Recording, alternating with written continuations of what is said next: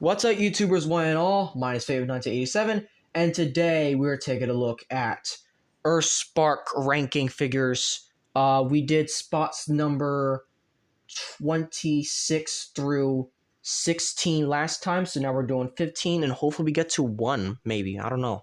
Hopefully we don't take too long. So, spot number 15 is Breakdown. This is actually the knockoff one that I got like a while back from the Menosaur set.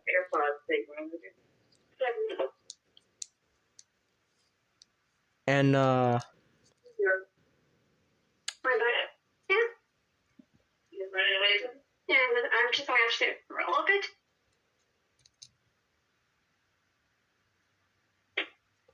Sorry about that. Was that Mom? Yeah. I'm in my room, so. No, it's fine. It's fine. So I guess that means we gotta start finishing up soon then. It's fine. It's fine. We can finish this up. So like I said, this is a breakdown. I got this from the knockoff Menosaur pack. I would rank him a little higher because of the transformation, but I can't because of one simple thing. He's smaller than fucking Bumblebee. I don't like this. I don't like this.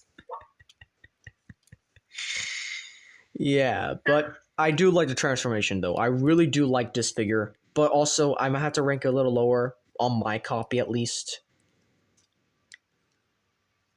Because this figure also has QC issues.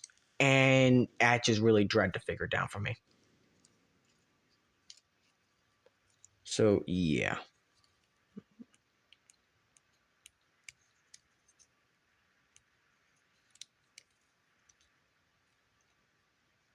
So, transform like that.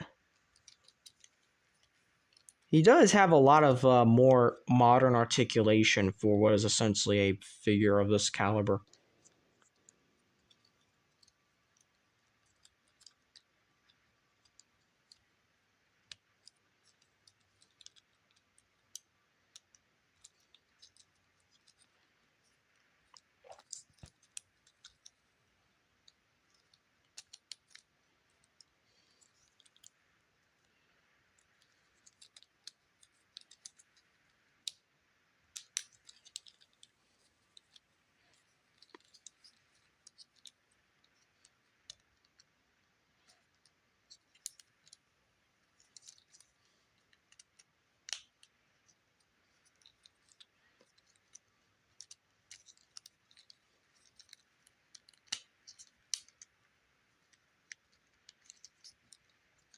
And I really do like the alt mode. Like, it is definitely G1 feeling. I wish I got a custom of this figure so it could be the cliff jumper mold from from Legacy Transformers Prime cliff jumper, but repainted because that fits the aesthetic of Earthspark Breakdown. But this is fine. Okay, I did something wrong. I did something wrong. What did I do? Oh, I didn't push this through all the way. Oh, dang it. It's a little bit flimsy, but that's just a knockoff for you. But there you go. That's Breakdown. Oh, there it is. There it is. There's the click I was looking for. There's Breakdown. He looks really good, though. In a rewrite, we will be having more Stunticons, because why not? So, that leaves with number 14 is RC. Finally, we're getting some of the actual Autobots. And, this is the 86 RC, because there's no actual Earthspark RC, because the only Earthspark RC is a finger puppet. A fucking finger puppet. That just tells you how much Hasbro just did not care for half of the characters in the toy line. They only cared for, essentially, the main OCs of the show, which is basically the Terrans. But that being said, I actually like the 86 RC, I'm not gonna lie. 86 RC is actually one of my favorite RC figures. And that says something because I've never actually liked any RC figure up to this point. Like, any RC figure that I'd gotten previously just kind of fell flat entirely in terms of what I liked about the figure. Rise of the Beast RC, it's a core class and was so fuddled. Bumblebee RC, I mean, that thing was just that thing was just confusing as hell to transform. Wasn't exactly fun. Then you had actually, I think that's it. I think that is actually it for all the figures that kind of just let me down.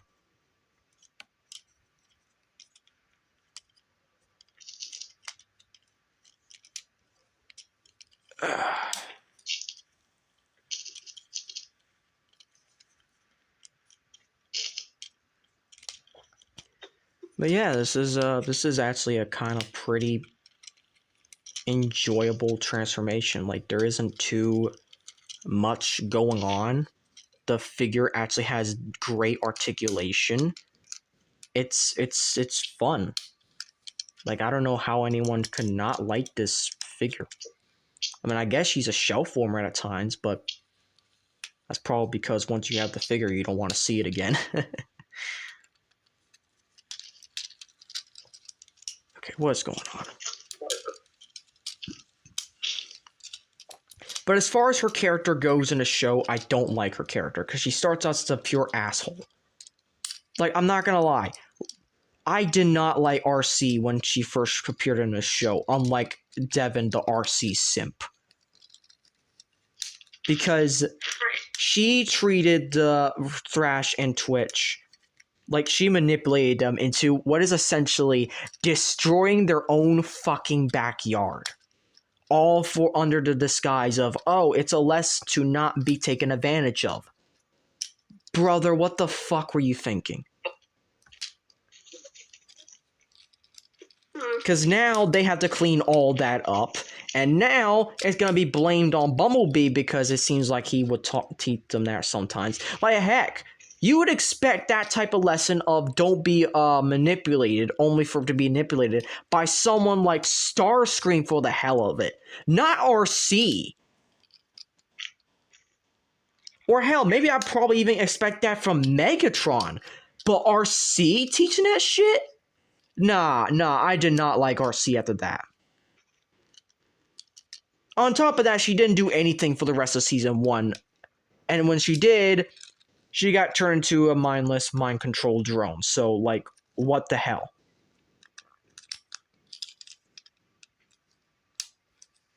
But the end result, yeah, I really do like the figure. I just don't like the character. You will see that a lot, actually.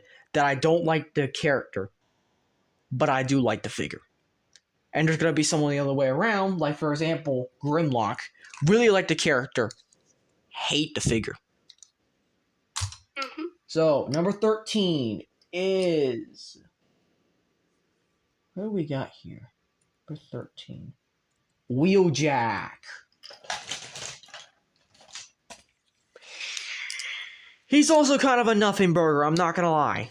Both in the figure and because this is the Siege this is the Earthrise version. It's also the one that you forgot to give me the weapons with, but you know what? I don't care, Holly. It's fine. You can keep the weapon if you ever find it.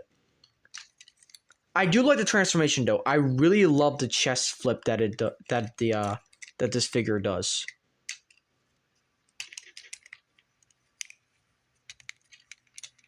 Like the whole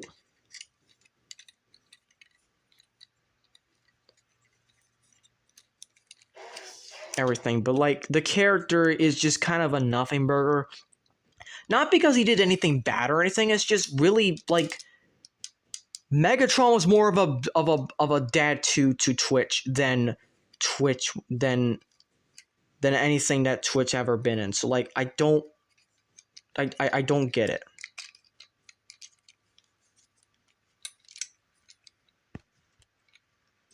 I really don't. Like, it just doesn't feel right to have him be the dad Chew just because of actually what dads are, which is basically they give life to to their offspring instead of something like, I don't know, like it just rubs me the wrong way, and I don't like it at all. There's just something off about him being the dad when he doesn't even act like a dad in the first episode that we see him. And it's kind of coming clear to me now that I really don't like the Autobots in Earthspark. Like, part of them are either assholes or just I don't care much for them. It's the Decepticons I care more for.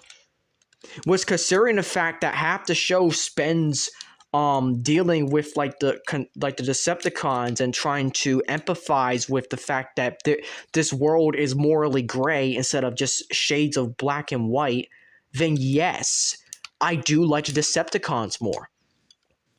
But when you paint the Autobots in a good light, but then you have them do things that just kind of really draw from the fact that it makes you like the character, it really makes you just root for Decepticons even more and the Autobots less.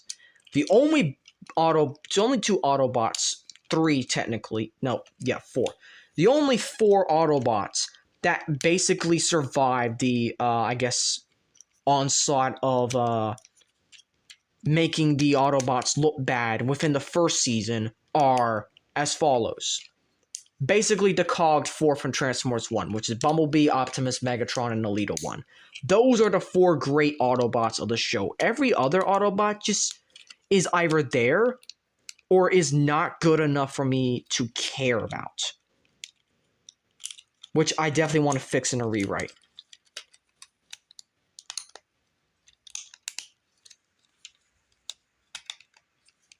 And yeah, there's Wheeljack. I kind of like this figure, kind of don't. It's a mix, but it's better than the other things.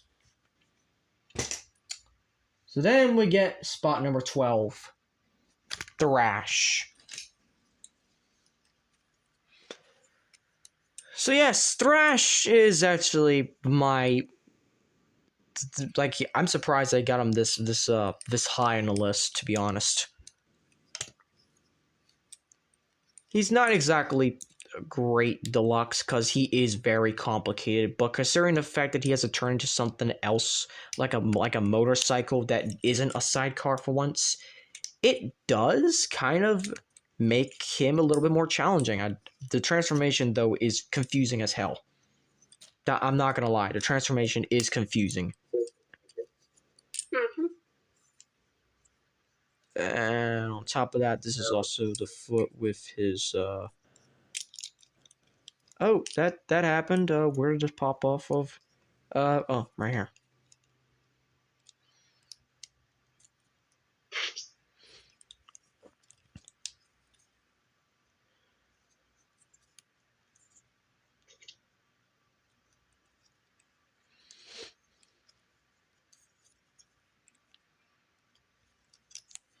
Yeah, this is probably the hardest part of the transformation right here. It's just lining all of this up.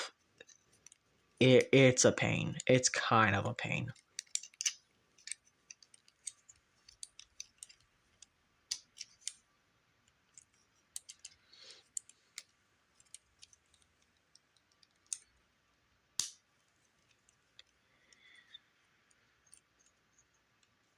But I actually, you kind of get it once you kind of get this far, you kind of understand where it goes, what goes where. So it's not too terrible of a transformation.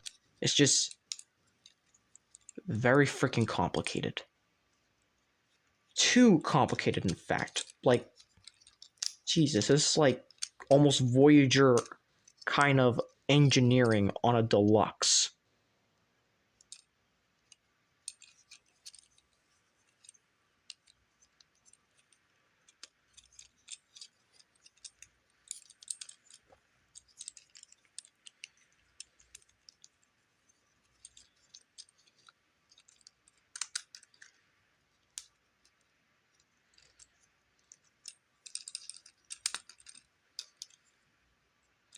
Okay, I got most of it now, thank God. But as far as Thrash goes, like in terms of the characters, since I'm really talking about these characters as I'm going through the toys, I actually do like him. I really do like him. In the first season, he didn't do much, but I'd like that he's doing much more in the second season. Also, it took him 2 seasons to get his dad too. Like, what the fuck? Oh well. I mean, show's almost over anyway. Might as well just kind of finish out strong, you know?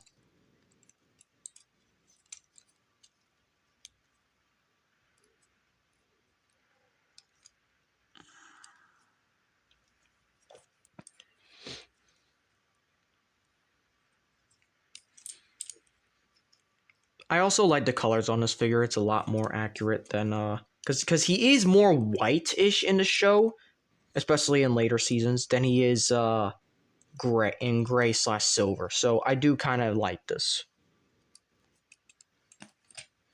Spot number 11, Alita 1, best female Autobot of the show, hands down. Or probably just best female Transformer of the show. Because just, wow. Also, this is the Dakar version, so I actually do like this transformation a lot more. Mainly just because it just gets rid of the gimmick stuff. If this was the original Hasbro one, I would probably put this way lower on the list. I'm not gonna lie. But this is the Dakar one. This is the superior one. Like, hell yeah.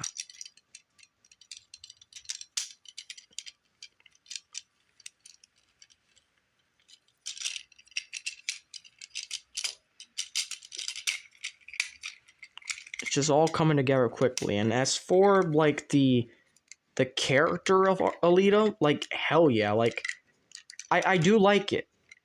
In fact, hot take, I liked this version of I like this version of Alita more than Transformers 1. Transformers 1, she was an asshole, but then all of a sudden, when the plot needed it, oh, she just took a 180 and said, "Yeah, I'm no longer an asshole." Like, no, you had to earn that shit. I'm sorry, but I think Alita's just much better in Earthspark than Transformers 1.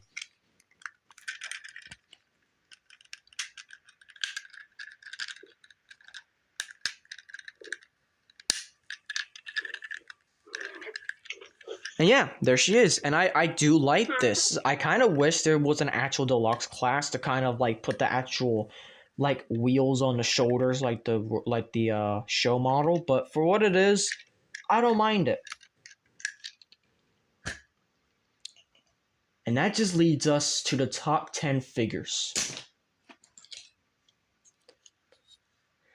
Alright, so spot number 10 is my very first, one of my very first, actually, yeah, it's part of first wave figures. And I did say this one was my most favorite of the entire first wave, but now looking back at it, it's not the greatest because it's spot number 10 compared to number 1.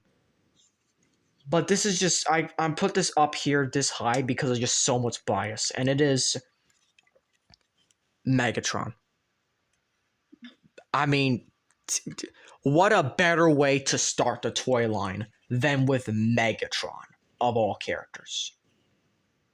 And yeah, his toy isn't exactly the greatest because he doesn't have a waist swivel, he doesn't have much articulation here, and he's kind of a little bit limited. But for what he is, though, the fact that this is just one of the first figures I got, and on top of that, I got this figure because I got into the toy line because of the show, because of, you guessed it, Megatron apparently being a good guy, and I wanted to see how they handled that. And they've been handling it pretty great. The only thing is, I really wish we got that deleted scene, or rather even deleted episode entirely, of how Dorothy met Megatron, which we are going to be doing in our AU, don't worry. And how basically the deleted scene went is that basically she was helping out his Decepticons. Like, she was a medic. She's part of the platoon cyber strike or whatnot. And essentially what that was is basically, oh, well, we're almost done with transformation. Essentially what that was is that she kind of split the she's a neutral, essentially. She was on neutral side. She wasn't working for Ghost, but she was kind of just like, this is what's going to happen because we need to take care of all casualties. And her helping out the Decepticons willingly, and even telling Megatron, get out of the way, I'm helping your soldier, do you want him to die or not? That kind of like sparked like their very first like interaction. Is like, maybe I should start trusting you, and it just kind of goes from there. There really isn't much explanation after that, but like, oh my god, I just fucking love this alt mode. I really do. I really do like this alt mode.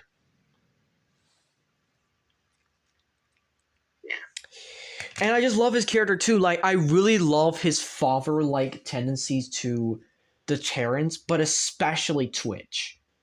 Mm-hmm. However, in our AU, of course, that will backfire him big time because, well, history tends to repeat. Wink, wink. So, of course, the last figure for today, for this video, because we're doing a 4-parter now, not 3-parter.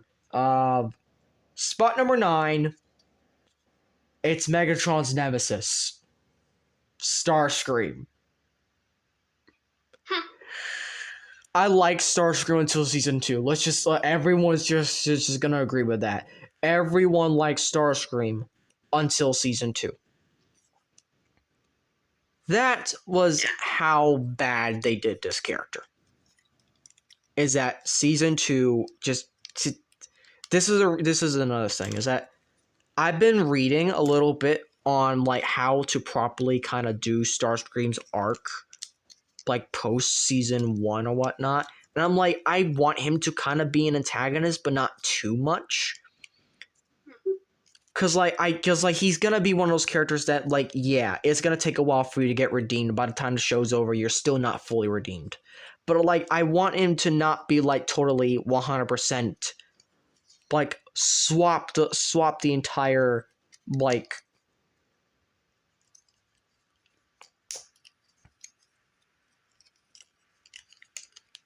swap entirely like 180. I hate you, I'm going to turn against you all because I can, because that's exactly who I am, fuck you all, that type of thing. Like, no, I actually want him to like have a different, like, why does he change, why does he do the things he does. So I'm trying to figure that out, and so far the only way I figure it out without having him be true villain but also still antagonistic is he's Decepticon second in command once again because Turmoil's taken over. Though, to be honest, I think the main antagonist of season 2 part 1 is actually Aftermath, and I will get to him in a little bit. But as far as we know, like, yeah, this is pretty much it. This is pretty much the end of,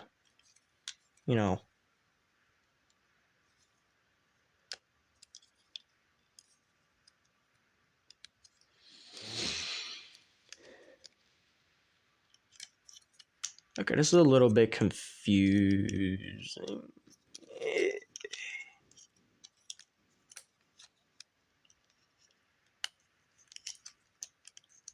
Okay, there. We had to have that pointed down. That way we can slot that in. There we go. There we go. And there are ports here to kind of plug in for like his old Blast Effects figures, because this is once again the Cyberverse repaint. But I think they did this repaint spectacularly, except for the eyes. They made the eyes red. I like Blue Eye Starscream. Don't at me. Though I don't understand why they made the change in the first place if they weren't going to describe it, because like they had him red eyes in episode 8, and then for the rest of the season he's suddenly blue eyes. Like, what the hell? Like what's up with that?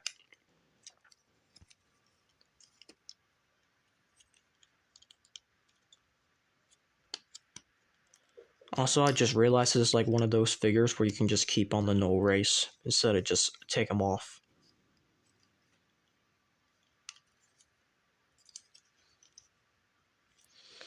But yeah, in terms of Starscream, he definitely was just done dirty in season 2.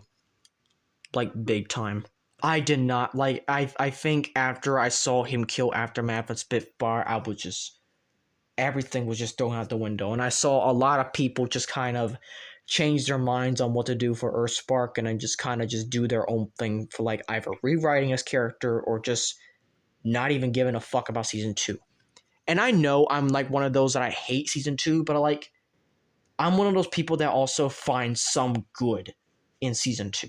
There's some good ideas, good aspects. They just need to work better on them. So yeah, that is part 3. So now we gone through basically 3/4 of this list. We only got numbers 7. We got numbers 8 through 1 remaining. So thank you all for watching. If you enjoyed this video, hope you consider clicking notifications to be updated on all updates and videos. Please like, comment, share, and subscribe. And as always, till all are one.